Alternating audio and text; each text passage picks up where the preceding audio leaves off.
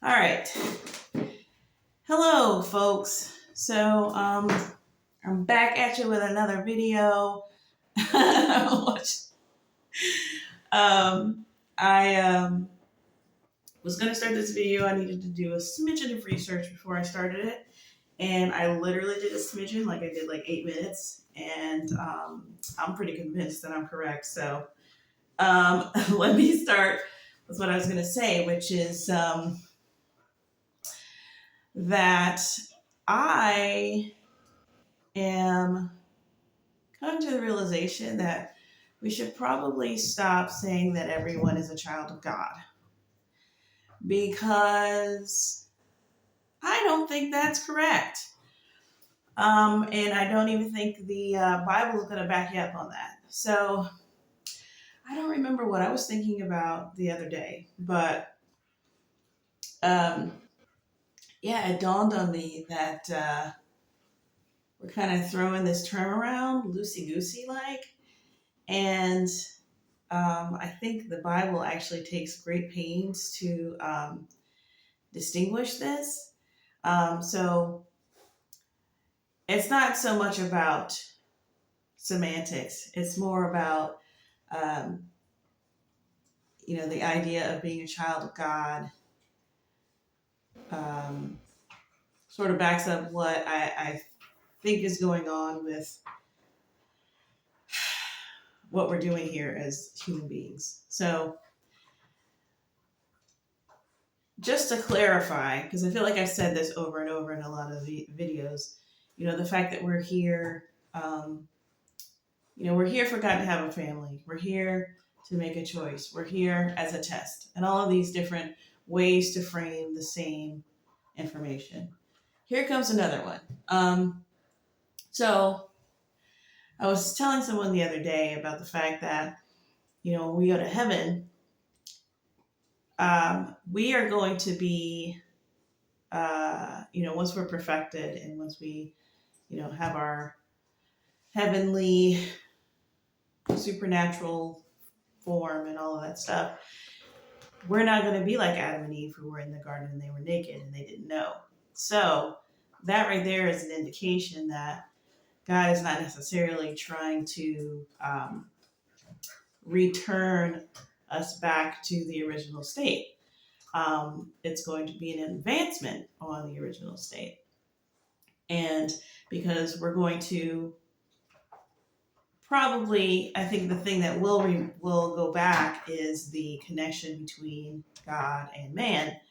But we're going to have clothes, number one, because we're going to know what nakedness is, which means that we will have had knowledge.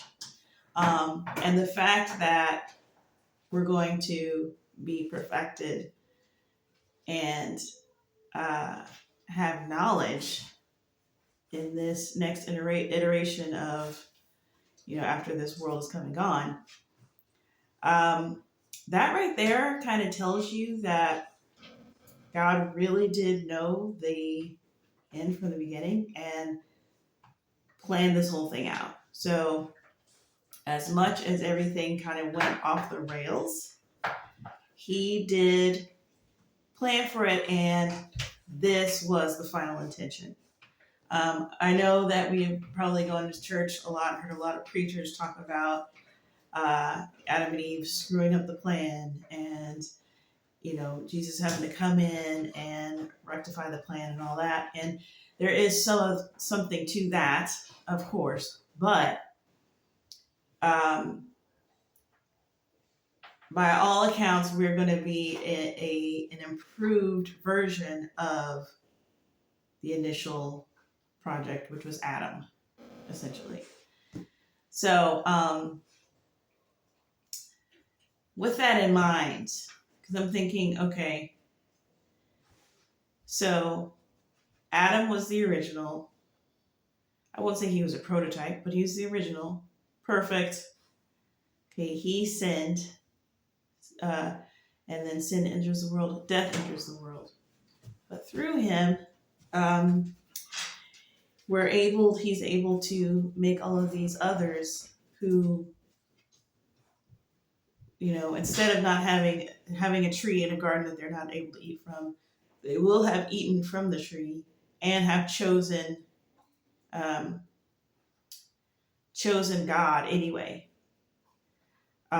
So that is incredibly valuable. Like when you think of what happened with Adam and how that single event just threw everything into chaos.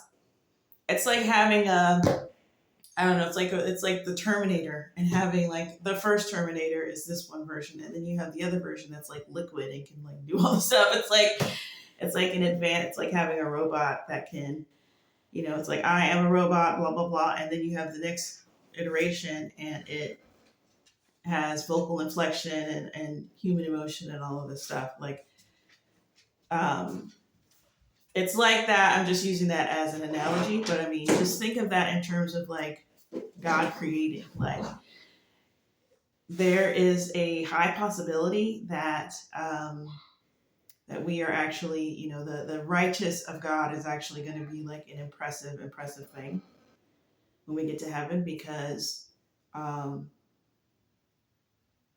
we will have underwent something that nothing else has. The angels haven't gone through it.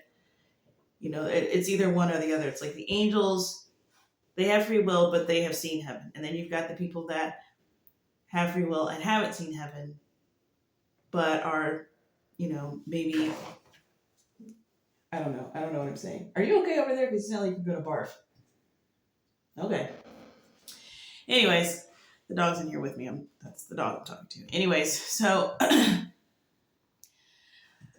so I say all that to say, like, okay, we know that Jesus has said that narrow is the way that leads to life, few find it. We know that God doesn't want anyone to perish, but obviously he has come to grips with the fact that many are going to. He tells us continually to warn the people, tell the people of the gospel, tell the people about the dangers of hell and all of this stuff. Through the parables, we see there's wheat and tares. The farmer goes out to sow the seed. It gets choked here. It gets, the weeds, it falls on rocky ground there. A very little of it gets produced, okay? So, what it seems to me when you're factoring in all of the information is that, and then it even says that something about some of us, it literally uses some will become the sons of God. Ugh, dog noises are just the most. So what seems to be happening here is that Adam has sinned and has died. And I thought of another really good analogy about dying, because I feel like y'all understand what I mean when I say, like, we are still, if this is still Adam, we are all still Adam in the process of dying. Like, he has multiplied and he's still in the process of dying. Every last one of us is from that. So the fact that we all individually die, and even though God cut it off at 120 years before that, he didn't. And it seemed like he had to cut it off, because it was like, dude, we can't have y'all here hundreds of years. Just, it's too much. I got to cut it off at 120 because y'all will just. So it's possible that this could have gone on a lot longer if he hadn't made that, after Noah made man stays 120 years. But so we're all in the process of dying, and everyone, by the time they get to a certain age, they feel like, okay, this is the death rattle. Like, there's no way this can go on any longer. Which they're both right and wrong about, because every generation tends to say that. So, basically, Adam is dying. And so when we're born here, we're already on the death path. Like, that's what the whole we're born into sin thing is about. And people want to be all up in arms about that. About, well, what? I'm sinful as soon as I get here. And it's like, yeah, you are. Because this place isn't about you having a clean slate and then trying not to do anything to ruin the slate, and then you end up in the bad egg category, and then you go to hell after that. You come into the world both sinful and with the potential and the opportunity to join to become righteous. So the context of us being here is that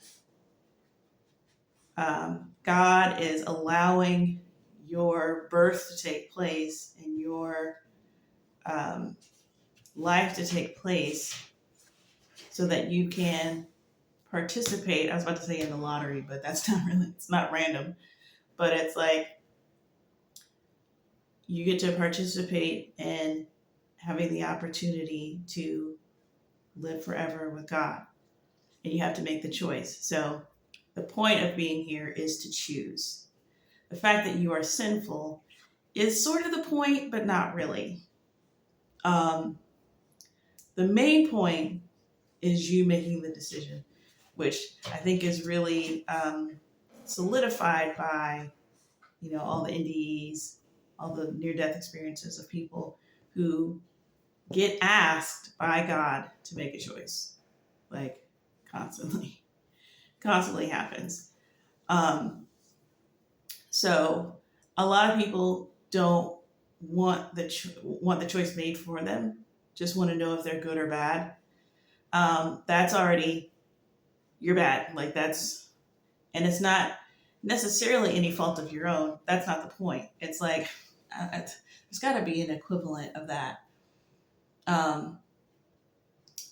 But it's sort of like, it's like if, a long time ago I did this video about this, an apartment building where there was like black mold and everybody had respiratory problems and all of this stuff. And then it's like, hey, we're going to compensate you, we're going to tear down this place and we're going to give you a new apartment building, but you got to like turn in the form and say that you want to go to this new spot or whatever. It's like that. It's like, you all were born under black mold conditions. You're not healthy. You just aren't. You can cry about it. You can have feelings about it, which is just kind of your sin nature and your God nature warring against itself and like causing like all this kind of allergic reactions. Like, you can't perceive anything properly because of the sin nature. It just makes you like overreact or underreact or just get super prideful or have denial or all of these like haywire things that happen in your brain. You freak out, you're fearful, it's like, oh my God, death, and you have all of these, you just can't do anything perfectly. So as long as you're in this state, it's kind of like you're like a recalled toy or something. It's like, no one gets to go, like, or no one is worthy to go. Everybody is malfunctioned. It's like, this is the factory that's making everything is a malfunction thing. But you can either choose to go the way of the rest of the, it's all going on a conveyor belt, going to the dumpster at the end of the conveyor belt. It's like you can choose to continue on your conveyor belt. It's not like hell, you had the potential to not go and you messed it up because you watched that movie. And so, well, now you got to go. You don't start off destined for heaven. Even though, and I think what gets that confused is the child thing and innocence and all of that stuff. So because children are innocent, and we go, and that's like the time that we remember the most, being, willing to be kind and willing to be, because we really like raise up those characteristics, especially when you're talking about holiness and stuff. And childlike faith, it gets all like jumbled up, but don't get it twisted. When you were little, you were a hellion. You lied. No one just taught you how.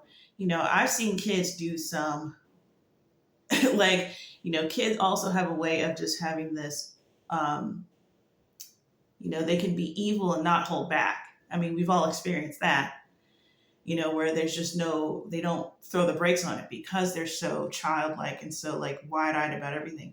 Just as wide eyed as they are about nice things and beautiful things, they're just as wide eyed. It's like, I'm going to punch you in the face and laugh. Like they just, no one teaches them that. No one teaches them how to ridicule and put people down and cry because that person isn't the same as what they know and throw tantrums. And I just watched a TikTok the other day where, the mom handled it great. And there's a lot of people dealing with kids like this. I thank God in heaven.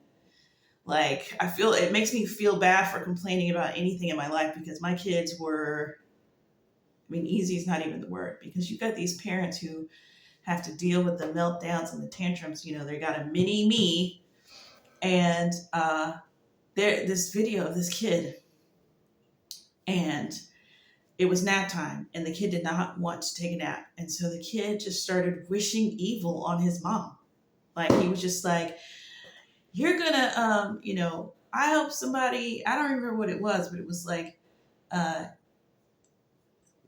you're gonna, he was literally like cursing the mom, just saying, nobody's gonna give you any gifts, and you're not gonna have any toys, and you're gonna just be in the corner, and whatever. He just went on and on and on.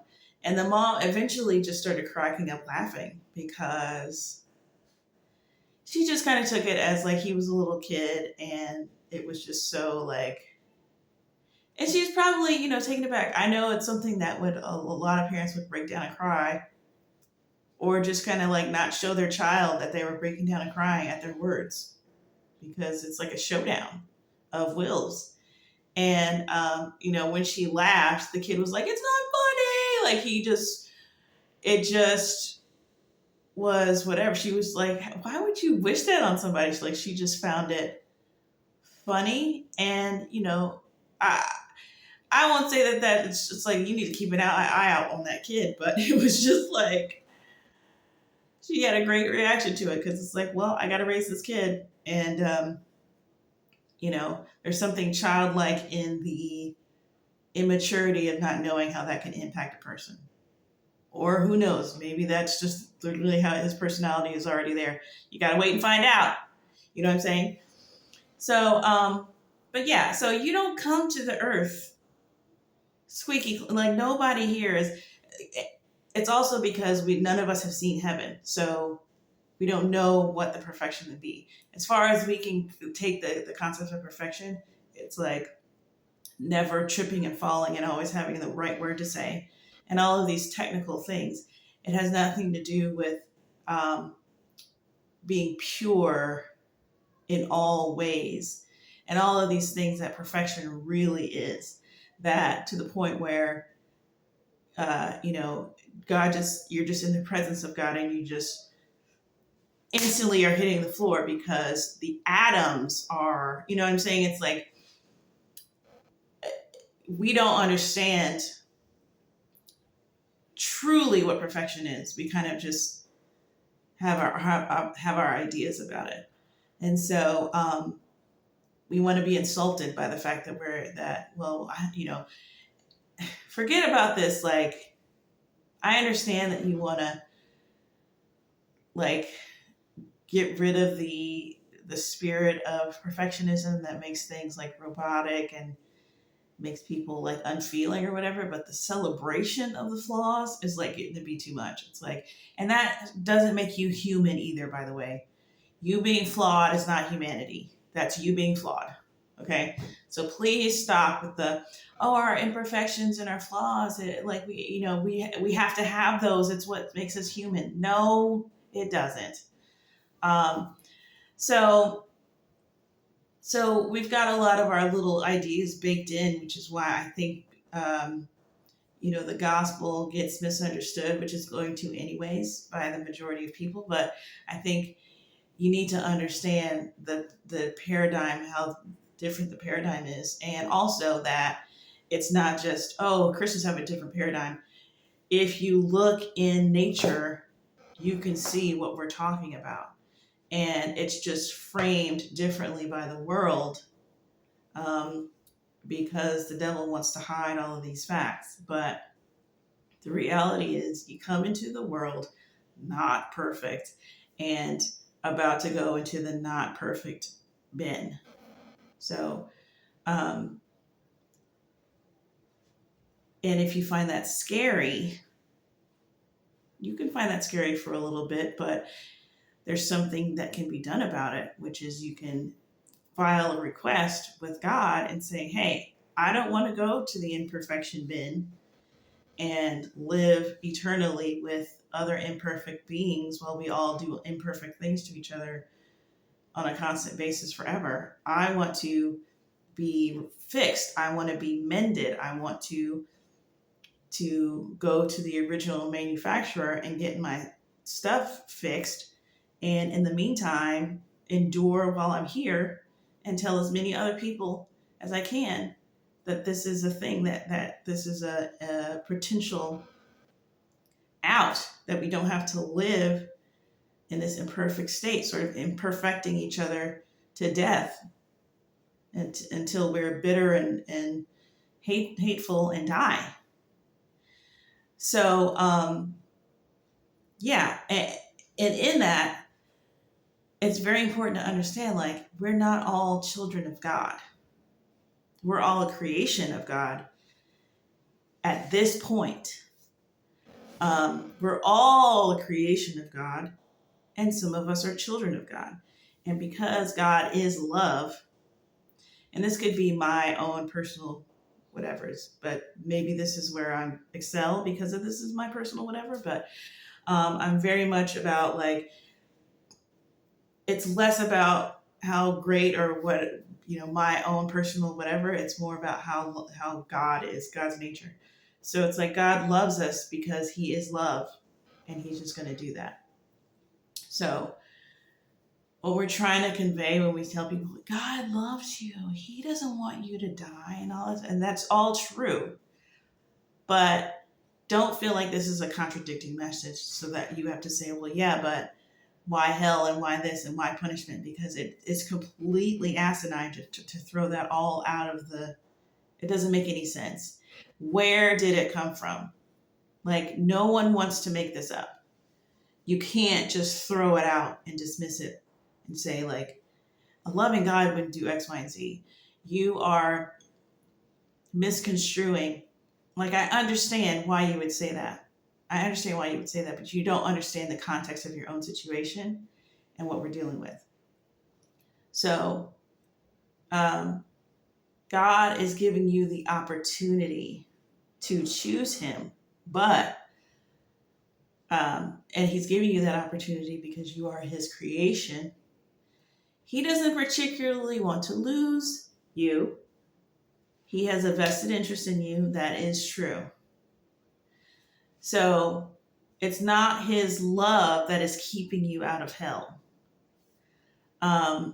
It's his love that is providing you the opportunity to join him in heaven. So that is, Jesus came to open that opportunity to everyone. So it's like, you got to understand, like, God has no problem. I'm sure he has problems, but it's like, there's laws in place to all of this. This isn't just about love. First of all, it's incredibly manipulative to try and use God's love to keep you out of a situation. It's like, you need to, if somebody's telling you, hey, you're in danger of hellfire, you need to be like, what? How? Like, how? Like, what am I doing? What? Not, I'm going to bet on God's loving nature because either he's love and I'm not in danger of hellfire, or none of this exists anyway and I'm not in danger of hellfire. Like, that is Looney Tunes. That's Looney Tunes. That's a serious bet. That's a serious bet. Let me tell you what's actually happening. You are God's creation. God loves his creation. Why does he love his creation? Oh, because he's just so fuzzy. He is love. He is love. And if you ever got in the presence of his love, you would come apart. You would be having a lot of feelings. Now, a lot of people say, like, if they ever encountered the love of God, they would, every single person would want to be with him. I don't know if that's necessarily true because people can really surprise you. But I think that the children of God are the children of God, and that naturally we would all say that. That's how we all feel. I don't know if it's the same for everybody. Obviously, the devil had a difference of opinion, and now he's the devil. So, it's possible to have a differing opinion, and so that's, if I had to really, really, really theorize what's going on here, it's more than just, the devil set this whole thing in motion, and now this thing is happening. And yes, I think this is naturally a preventative measure, because if the devil is like, hey, what if I'm a better God than God? And then all of this stuff happens as a result of us all trying to, God is kind of on the stand here and is having to prove himself. And so he's allowing things to happen. He's allowing people to take their best shot at doing his job. And everyone's getting to see, like, oh yeah, no, this is a what show. Let's just let God keep doing the job. Well, how do we know in another billion years someone else isn't going to have the bright idea? Well, us going through this whole process, becoming, having God's nature, and then also being privy to the knowledge of good and evil, is a pretty good fail-safe, and then after this, the devil's going to be let out again. Like, it's going to be a huge, and I don't think God is being vindictive about it, but he is being like, hey, are we sure? Because we can do this whole thing again if you guys want. And it's like, no, you are the God. We get it. Like, and I forgot what I was going to say after that, but I think there's a lot of, because forever is forever. Like, I've really been thinking about that a lot lately. It's like, we're going to be alive forever. Whether up there or down there.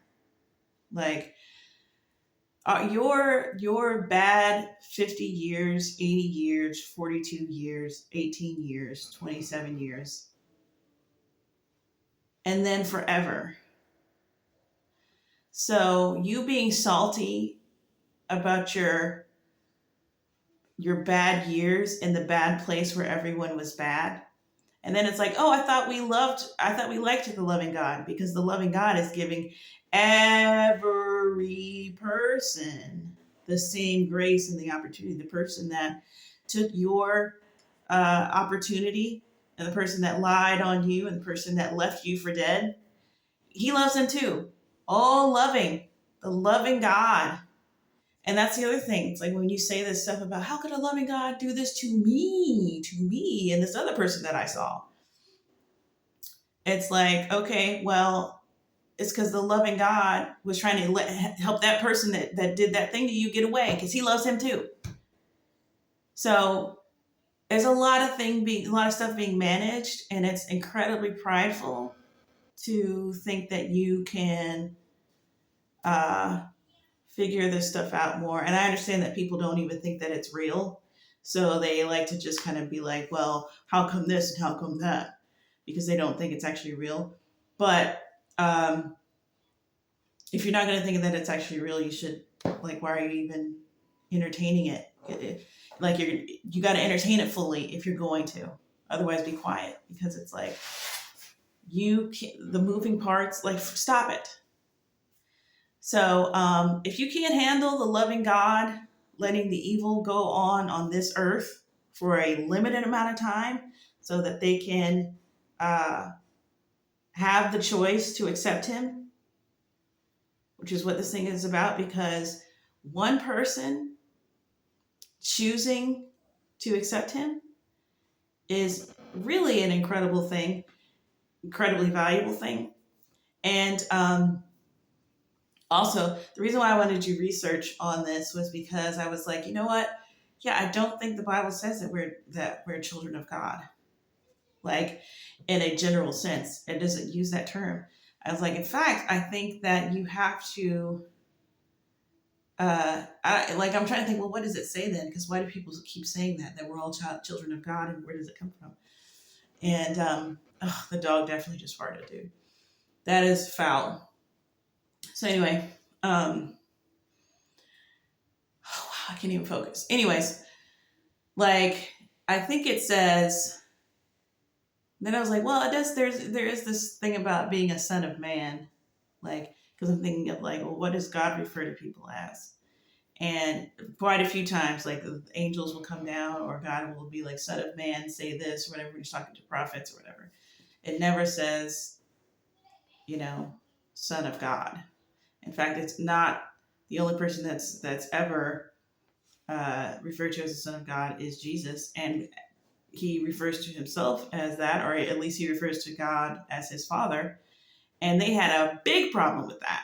So this is obviously a contemporary idea, because just calling God Father was like they consider that calling equality, saying that you were equal to God, even though to me it's like, okay, Father is definitely someone who is over you, but for them to say that God was in your family was to say that you were equal to him.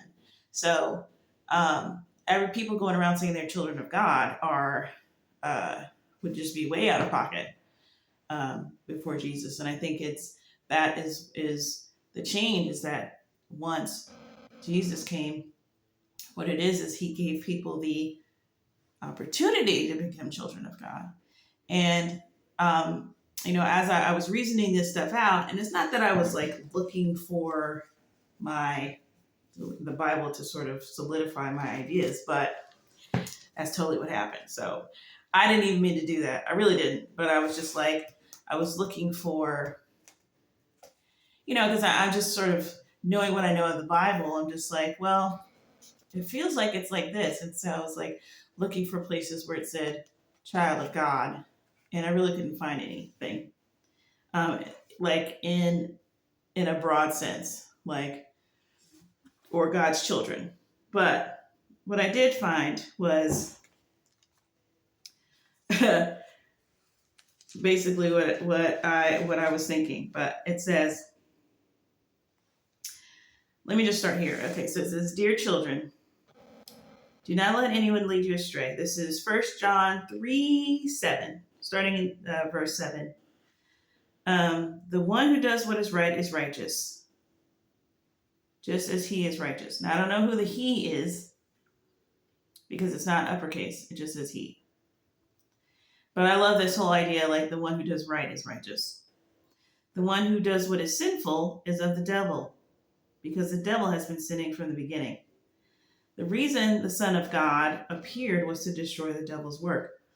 No one who is born of God will continue to sin, because God's seed remains in him. Which, again, everybody gets this confused. Does that mean I can't sin anymore? I'm not. Continues to sin, because God's seed remains in them. They cannot go on sinning. They cannot commit another sin. They cannot go on sinning. This is a continual thing. Because they have been born of God. This is how we know who the children of God are and who the children of the devil are. Anyone who does not do what is right is not God's child, nor is anyone who does not love their brother and sister. So anyone who does not do what is right is not God's child. That's what the Bible's saying. 1 John 3, 10, verse 10. So, and then it's like, well, what is right? Oh, it's feeding the poor and doing these outward thingies and yeah, okay, let me tell you something. Feeding the poor is a big one. Clothing, caring for people is a big, big, big thing, because that's the only thing here that's valuable is other people. So yes, obviously, doing things for people is a big sign of doing what is right. But there's a way to be in private. There's things that God, if you're, we see that with Jesus. And when Jesus comes and he is showing the difference between this and that, that whole parable about the Pharisee that comes in and he prays and he's like, thank God that I'm not like those sinners. And then the guy that, can't even go inside. He won't even go inside the synagogue, whatever. And he beats his breast and he says, God, forgive me, whatever. Like, that's God showing you, like, this is God's perspective on what is righteous, like who is going to be accepted on that day. So, we kind of have it right, but expect it to need to be corrected, because the way that God sees is not the way that we see. And then I found this which is in plain old John, chapter 1, verse, let's go back a little bit. So this is verse 9. The true light that gives light to everyone was coming into the world. He was in the world, and though the world was made through him, the world did not recognize him. All this sounds familiar, Christians? He came to that which was his own, but his own did not receive him. Yet to all who did receive him, to those who believed in his name, he gave the right. And it's funny because I was looking for this verse. I didn't know I was looking for this verse, but I was looking for something that along these lines that said that. And I was looking up the word opportunity. And so it's really funny that I looked at the word opportunity, couldn't find anything. And then I looked up the right and I found this.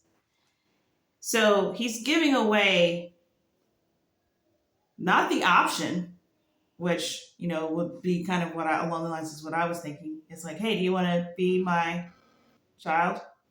You want me to adopt you? He's like giving you the option, giving you the opportunity. I was giving you the right. That's amazing. That's way better. He gave the right to become children of God. Children born not of natural descent, nor of human decision or a husband's will, but born of God. So we see that to become a child of God, you have to be born of the Spirit. So who are the children of God? The Christians. Now, I know you're burned up hearing that, because some Christians here and some Christians there, but I'm just going to let that. I'm not even going to correct that. The Christians are children of God. And the believing Jews, which would be Jews. So the children of God. The Christians are the adopted children of God.